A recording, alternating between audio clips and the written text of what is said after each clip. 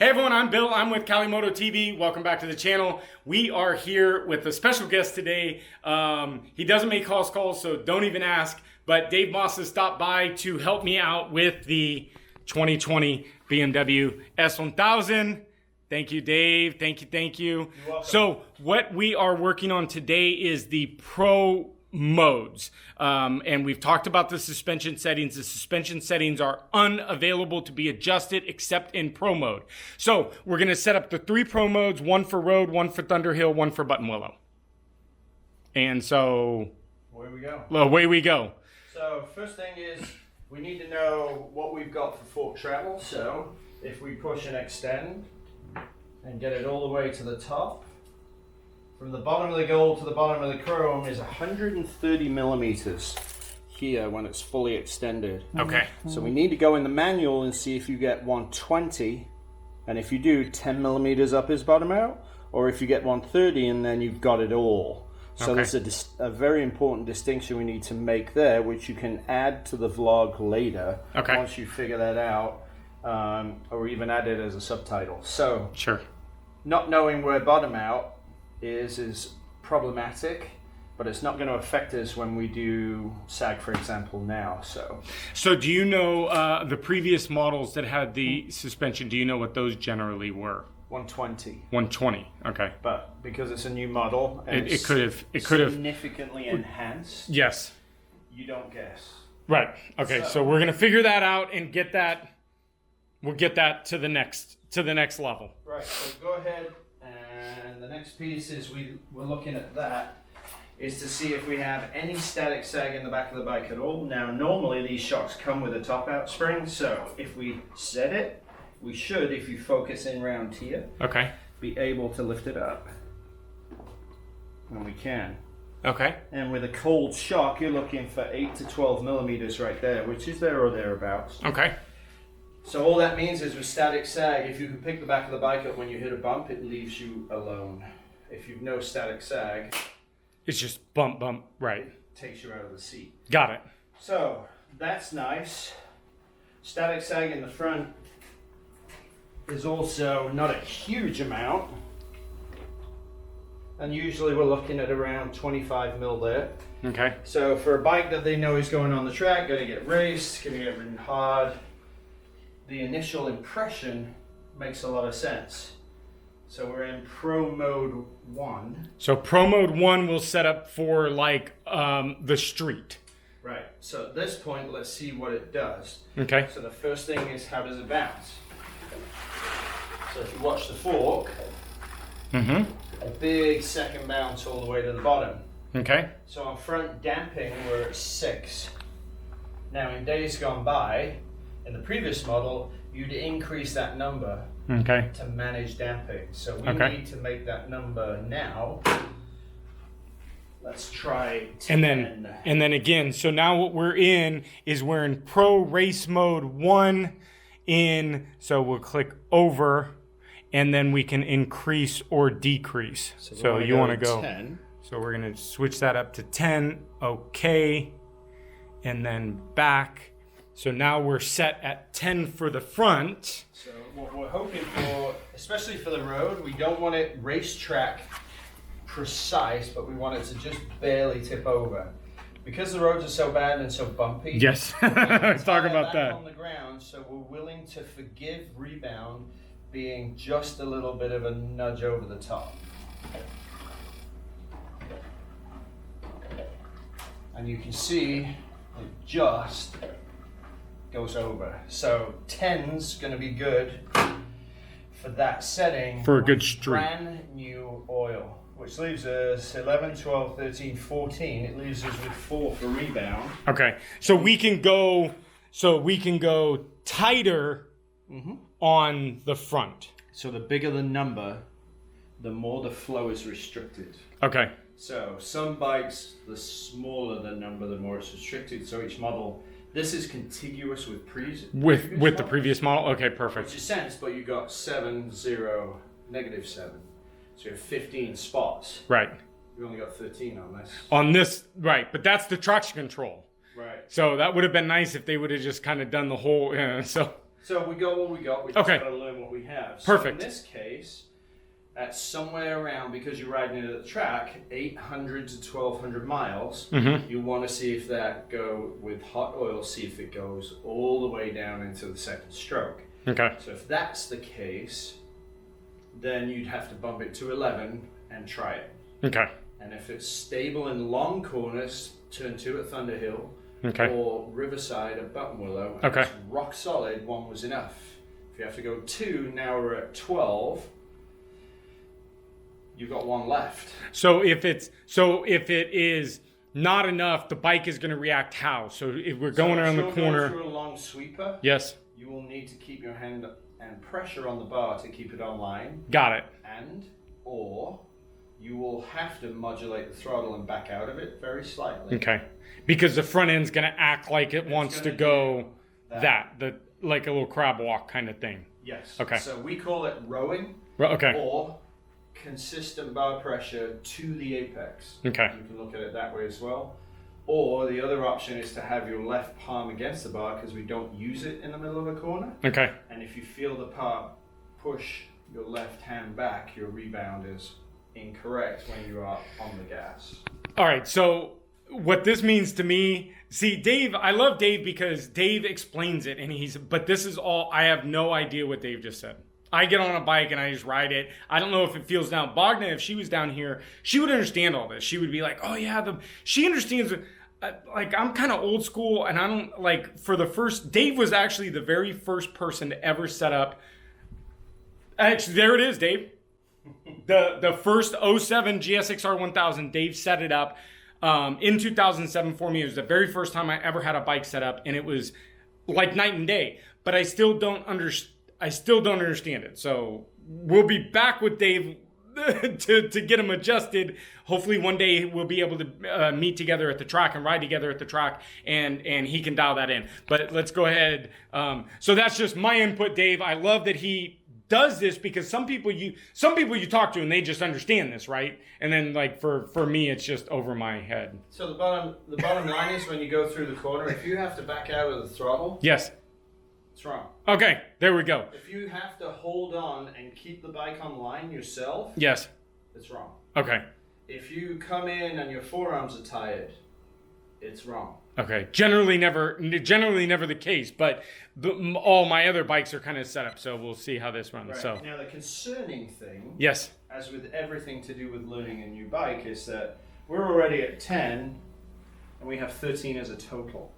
If after 1200 miles that 13 is reached, yes, we've got nothing left.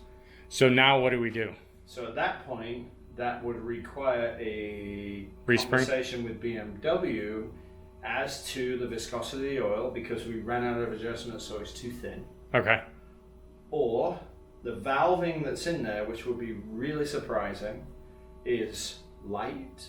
Okay. And so as you ramp it up, you very quickly get to the maximum potential. Okay. And you can't damp it anymore when the oil gets hot. So the difference there is the lava lamp. Everybody knows what that is. Yep. Cold and thick, hot and thin. So as the oil ages, the difference between brand new oil having very little variance, hot to cold, starts widening that gap out. So especially as we're coming into summer, and it's going to be 100 and something, all the heat from the bike and the engine goes into the frame. And the all forks. the braking goes Right. into the forks. Yep. All the ambient air doesn't cool the forks off. Yep. So there will be a question as to why we run out of rebound damping. Now, this is book smart, right? We're doing this by the numbers. In the end, the tire would say whether this setting is too much or not, because in the real world, when you ride the bike, the tire every 4 laps puts a new read on it, and then you can go, okay, this is showing this. We're actually, by the book, we've got way too much damping. And in this case, everybody needs to remember, damping means compression and rebound linked. Right. Because they're not separated. Because it's not separated on this one. And you have to buy the very expensive part that goes in here to separate it so you can tune it differently. We may be at 10 because they're both doing something. Right, okay. But if you've got the separator, you might be at 4. Got it. Now, would you have liked that number to have been lower? If So you've got more adjustability? Or are you at pretty... this point with a brand new motorcycle, I would hope that we are as far away from maximum as possible. Okay. Now, in something this expensive Yep. and purpose-built, I would hope that we were at 2 or 3 right now. And that after 4,000 miles, we're at 4. And at 6,000 miles, we're at 8 or 9 because the variance is Because gonna then... just escalate. Right. And then, you know, for a track bike, realistically, a season is an absolute maximum on fork and shock oil because of the beating it gets. Right, correct. So you may find, you know, if this was ideal, you would go 4, 6, 10, 13. So by the time you reach 3,500 miles, that's reasonable oil use for shock and forks on a high performance bike. Service it in the winter, it's ready for the next season. You know your settings based on the oil and the temperature. You have your data points. And so you just plug the settings in and away you go. That's it. So if we're going, for people, let me turn this around so you can see me talk. So for people that don't understand, fork oil is probably the biggest oil that is neglected in a bike, right? So the bottom line is, would you leave your engine oil in 20,000 miles? Right. So, you know, a lot of people neglect the fork oil. Fork oil should be done every 3,000 to 4,000 miles. On a track bike, 3. On a road bike, every 6 to 8. Okay, so I'm 50-50. So I should be 5,000 miles, 2 years max. Yes. So half track, half road, 5,000 miles, 2 years max, fork oil service. Got it. Okay. All right, on to the next one. So now that we've seen that, let's take a look at how the rear shock performs. Okay. So Pro mode would suggest it's fairly robust and stiff with all the horsepower that you get. So pushing down on it, just gently. It's got a nice bit of give at the top of the stroke, but then it hardens up. So the other piece of the puzzle is that when it hits a bump, how that rebounds. So if I just gently go into the stroke and you watch the exhaust mount against the swing arm, it doesn't jump. Now if I hit a heavy bump or a sharp bump, it does its job, which is get the tire back on the ground, but it doesn't oscillate and do that. Got it. Okay. So fast bump, low bump. So as far as the damping in the rear shock appears, it's too much. Too much. Okay. So we need to go into rear So compression. we're gonna and go soften first. Back, up, and we're gonna go rear compression and Let's drop that to 4. 4, And then let's go to rear rebound. and then rear rebound. Is a 6 across the board, so let's drop that to 4. Okay. Okay, so now we've got our front at 10, our rear compression at 4, and our rear rebound at 4. Okay, so now that should technically give us some more movement in the shock. Okay. If it doesn't give us a whole lot of movement, then the engineering inside the shock is built to handle all the power. Okay.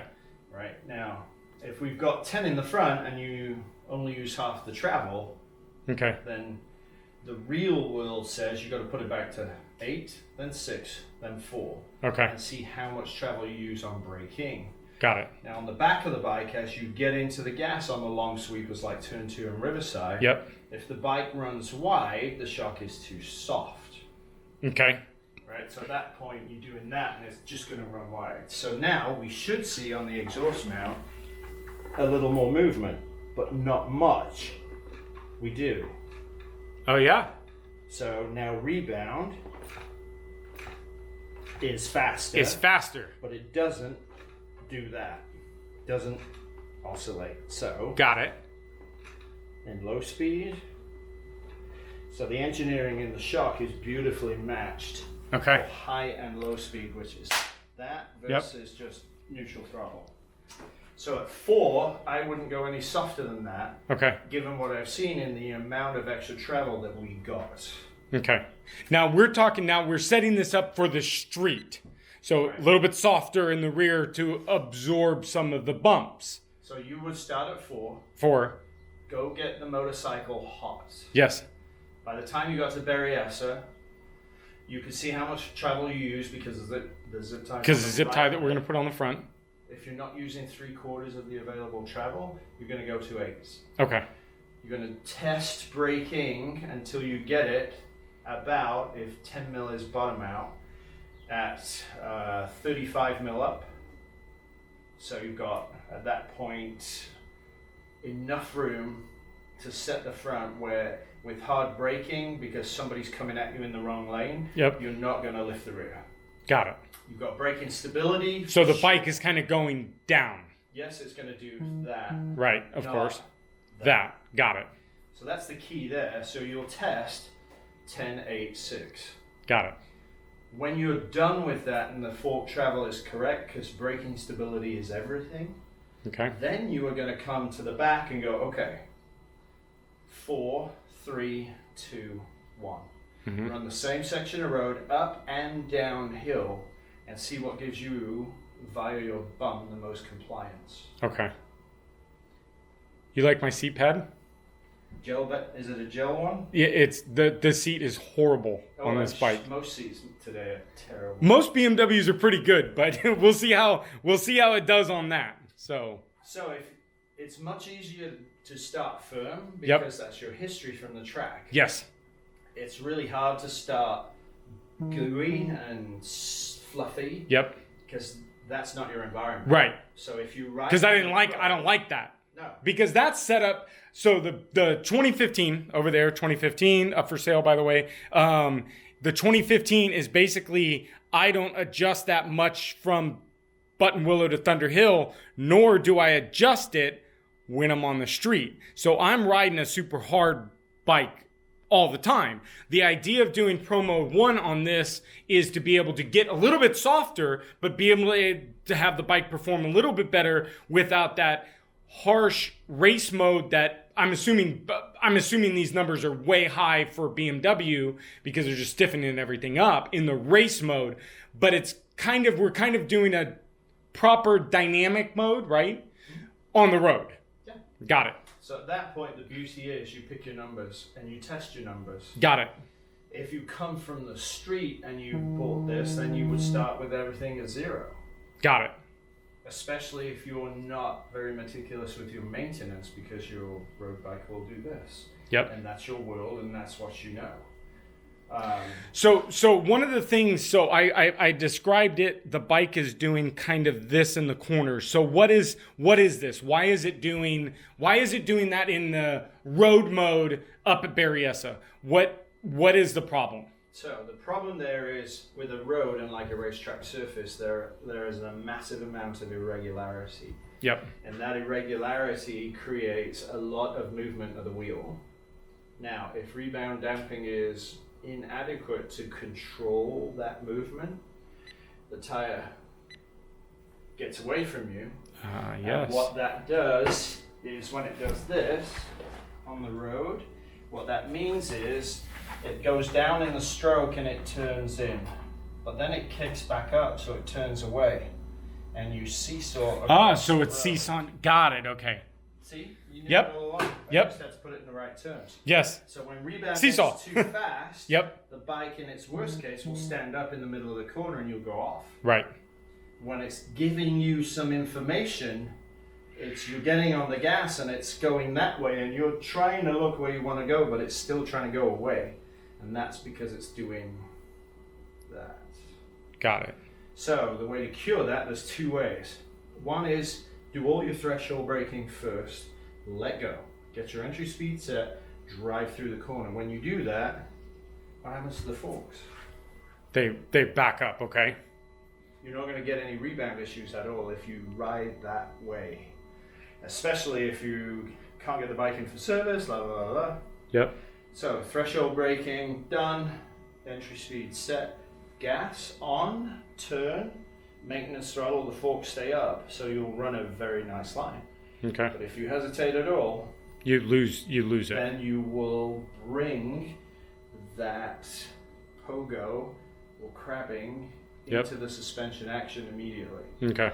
So a change in riding behavior negates an issue. And that's change your behavior if it's just fork oil that needs servicing. And that's probably definitely me, only because it's a new bike and I'm just getting comfortable with it, and it's a little spooky to get on a $25,000 bike and not eat shit. So no, it's frightening. So in this case, we're going to start with 10.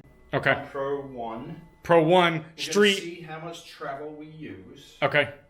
We're going to set 4 and 4 on rebound and compression. Yep. And see what the compliance is here, and then try 8, unless you bottom the forks out. Then I got to go more, right? You got to go to 11 and then 12. Got it. But then can you pull it back to 8, and can you go 2 and 2? Got it. Can you go to 6 and 0 and 0? Mm-hmm. How does it ride? So we're pulling the damping out. Okay. By letting the bike suspension move quickly, because the road surface changes quickly. Got it. Okay. So all right. So let's go ahead and we've got the other GoPro up. So just for the sake of that was 1, let's go ahead and pause this video, and then we'll just time lapse through the next 2 settings so we can speed this up a little bit.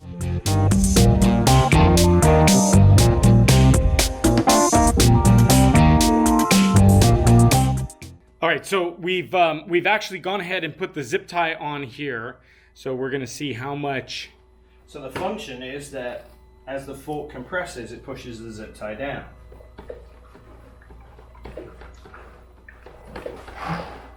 So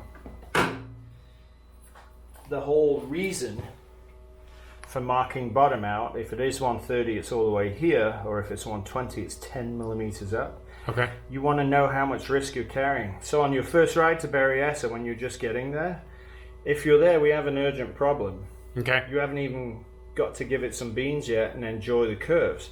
So at that point, we have a major issue here where 10 was nowhere near enough on damping. Got it. So if you had to go to 13 and you went here, this isn't going to work either. So at that point, you have to go up here to preload. Mm-hmm.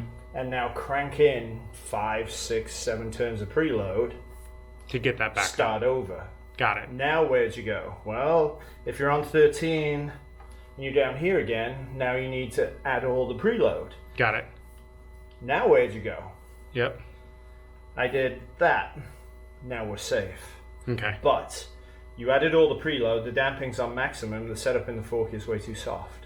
So you would urgently need a much stiffer spring, because in a crisis situation, the bike's not going to handle, the rear's going to come up, and you're going to hit what you're trying to miss. Got it. So part of the assessment piece of the zip tie tells you how much risk you're carrying unnecessarily.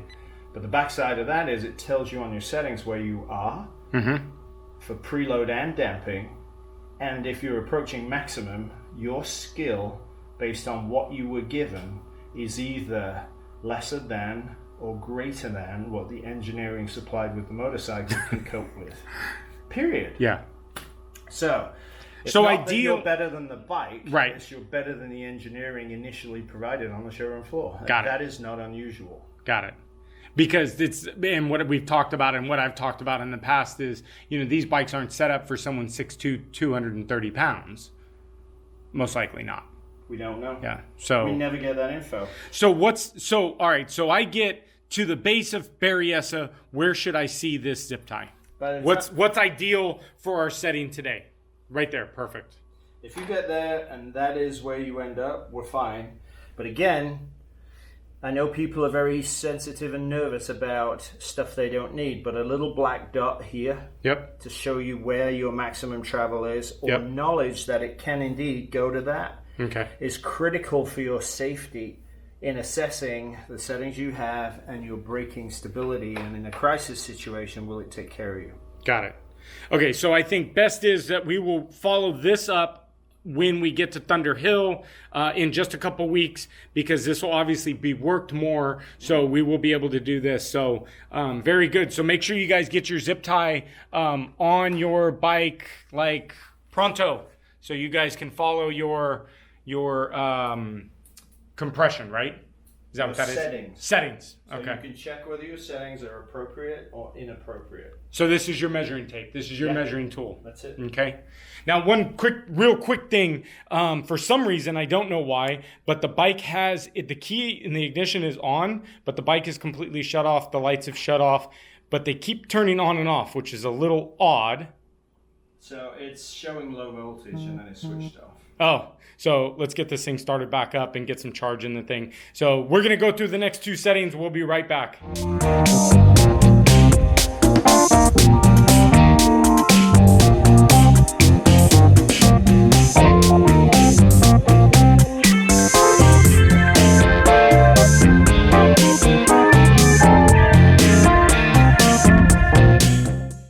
So we have walked through basically all the settings. The battery died. We talked a little bit, so we got it plugged into the trickle charger. But we've adjusted some things. We have figured out some ergonomic stuff, which I'll talk about in another video. Right. Lengths and bar widths and stuff like that. But ideally, for me, 6'2", 230 pounds. The top. What is that? On the bars? Yeah. Ergonomically? No, the bolt. This one.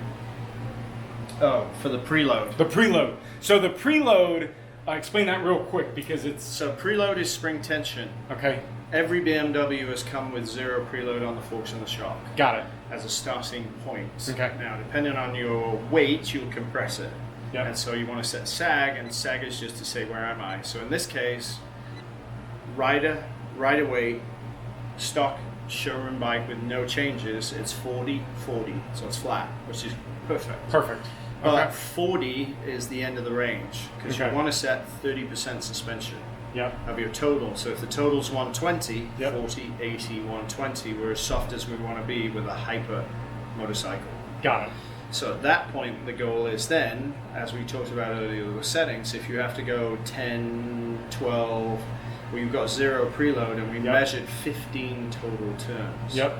So if you put 10 in, Yep. suspension's on 10 and you still bottom, the spring's too soft. Got it. So then we'd have to respring it. But for right now, it's for someone of my statute, it's good. It's like It's- pretty much perfect For your weight, for my weight. book smart on Yes. the Yes. blackboard with a piece of chalk Yes. equals excellent. Perfect. Okay. How you ride it, another thing, but 6'2", Right. 230 pounds. It's so far it's good. So we're gonna test out the Street Pro Mode 1 this weekend. So stay tuned for that video, and then we'll be at Thunder Hill on July 1st. We're gonna test out Pro Mode 2. He's giving me 3 different settings to work with, so that should be helping out, and we'll go through those later in the video. Dave, thank you so much. Thank you. No problem. We're gonna let him go. Thanks again. Make sure you hit that subscribe button and smash that like button. And again, leave me some comments down below. If there's some major comments, maybe I can talk to Dave one day and answer everyone's questions if you guys have some questions. But till then, stay tuned to the next video. Appreciate everything. See you guys next video.